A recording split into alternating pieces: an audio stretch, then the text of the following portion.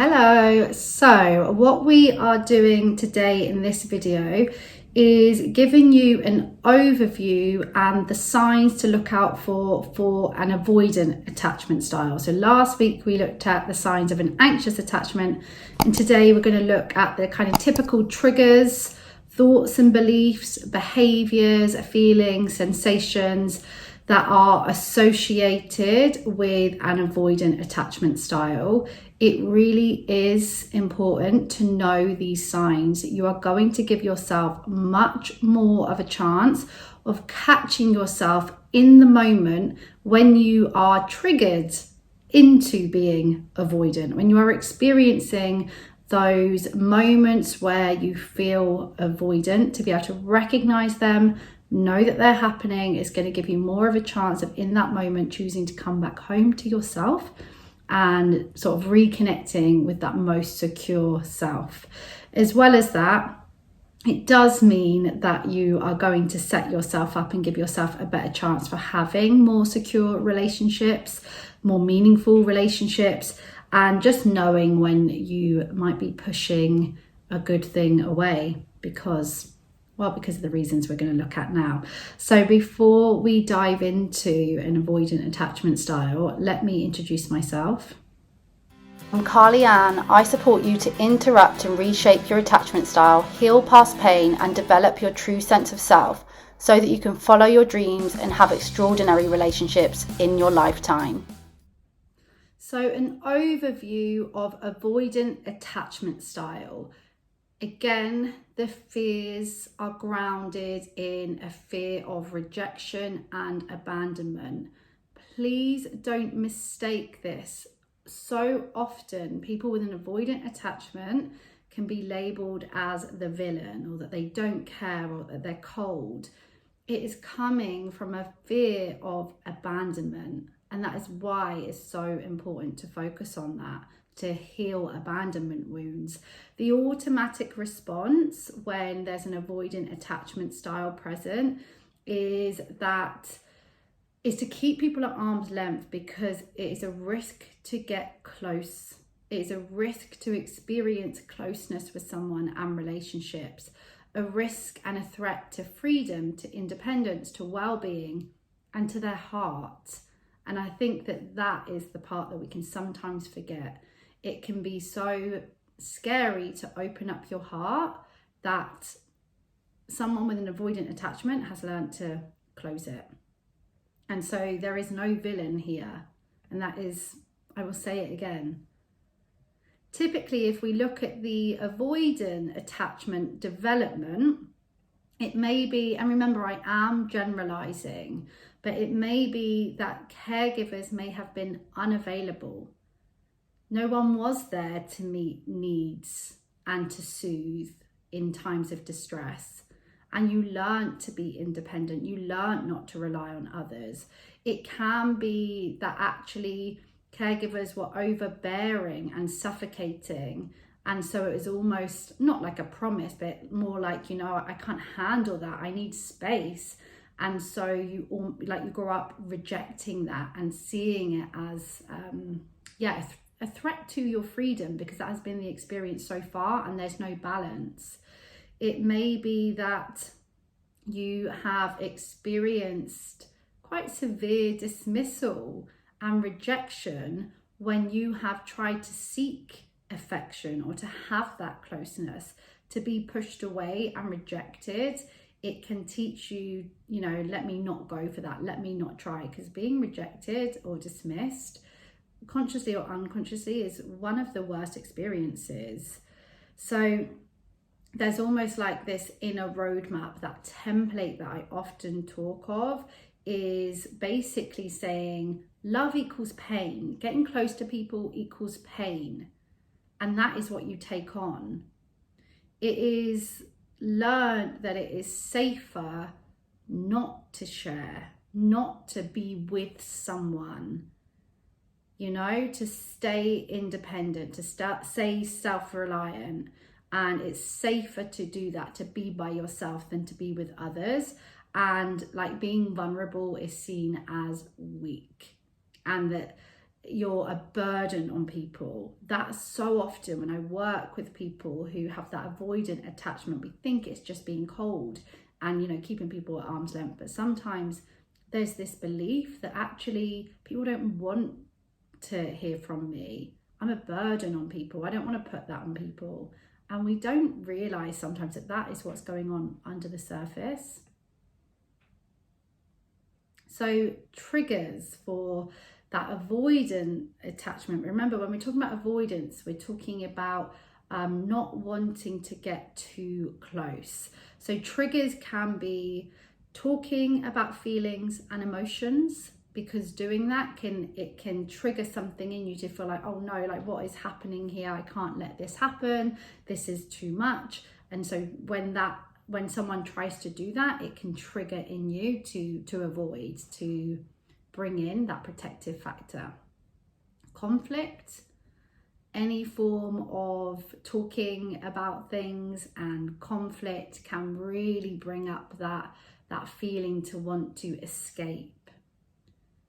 Behaviours that can be perceived as neediness. So perhaps if someone is wanting to know where you are, what you're up to, something, you know, not too much, but detail about your life, it can trigger that sense of, why do they want to know that? Like, what's going on? What do you care? It's got nothing to do with you. So people, if you perceive that there's any kind of behaviours where people are needy or too much, that can really trigger that.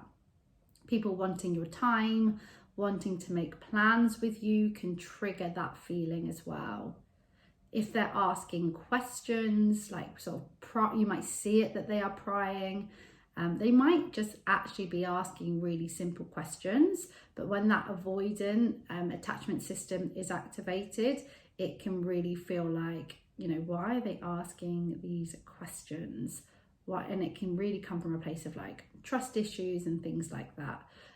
Compliments and praise, people saying nice things to you, praising you, you hear it, right? When people like get the ick over people being nice, that's quite often an avoidant strategy.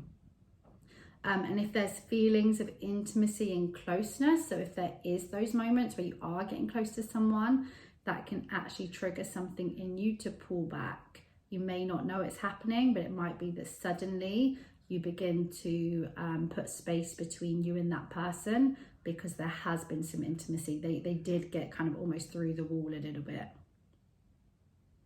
Thoughts that you might experience if you have an avoidant attachment is that they want too much from me. I'm not ready for this. I need my space. I feel suffocated. It's too much.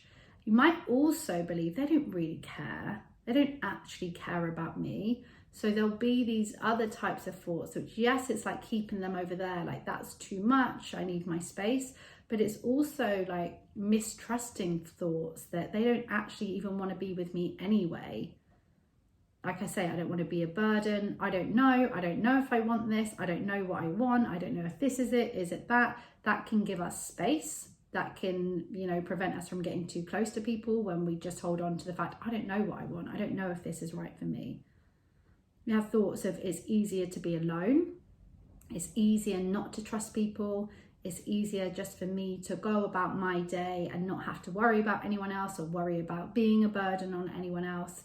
So we'll have lots of thoughts around it's just easier this way.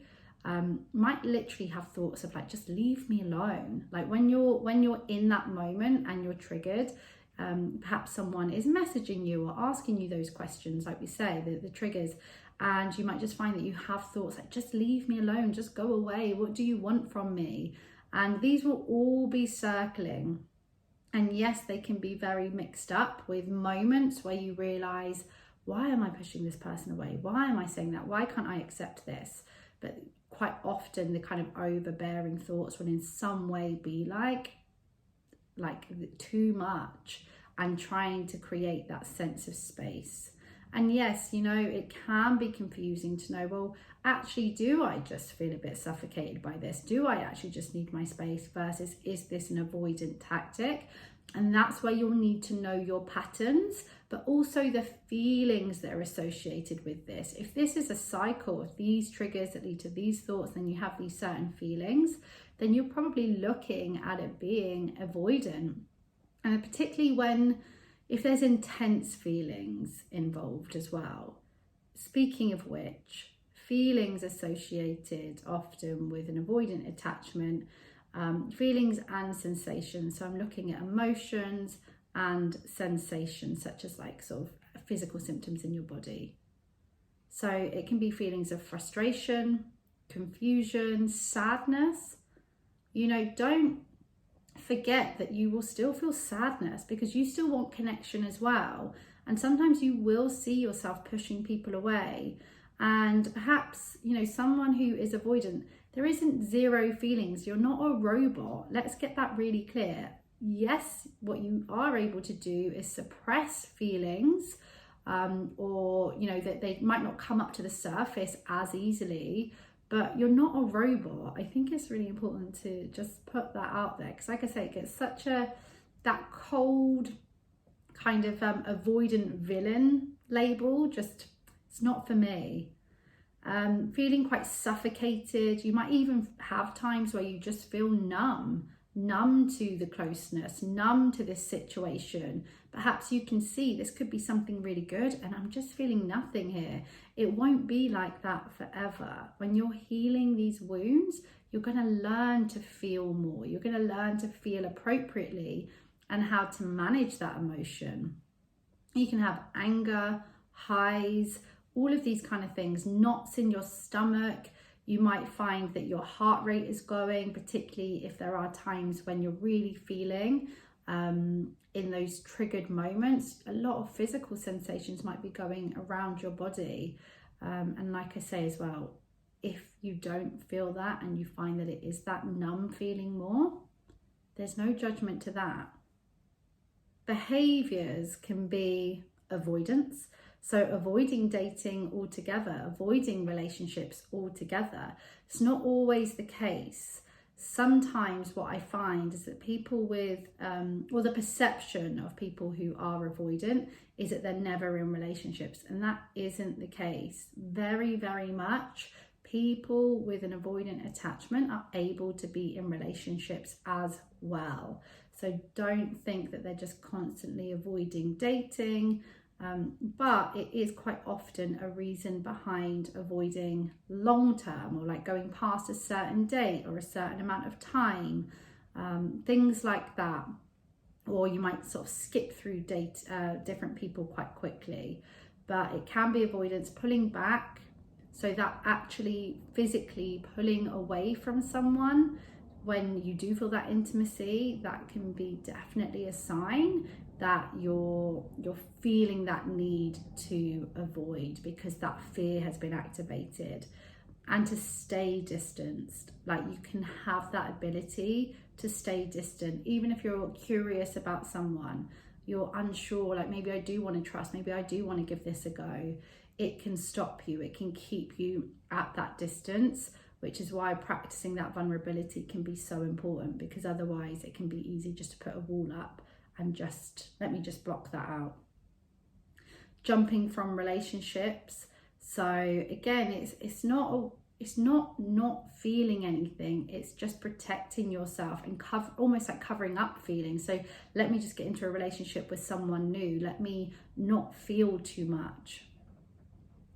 Avoiding talking about feelings is something that's very common. So avoiding those conversations, particularly someone who's avoidant, if they are in a relationship with someone who's secure or anxious especially, people want to have conversations about feelings and experiences. And that's something that often someone with an avoidant attachment won't want to do. Put off or avoid conflict. So you might find that you say, or they say things like, yeah, fine, whatever. We can do that. Or, well, it's just no big deal. Don't worry about it. Just to avoid the conflict. You might just be quite agreeable. And you can do that with anxious as well. But it almost comes from this like slightly different place. Cancelling plans. So if you do find, perhaps if there's someone who is treating you well, who is available. You might start to cancel plans or feel like, oh, I don't really want to do that anymore. I'm not feeling like I want to see them again. And you might start to actually actively put a block in that you'll come up with reasons as to why you need to cancel the plans, but you might find that that starts to happen.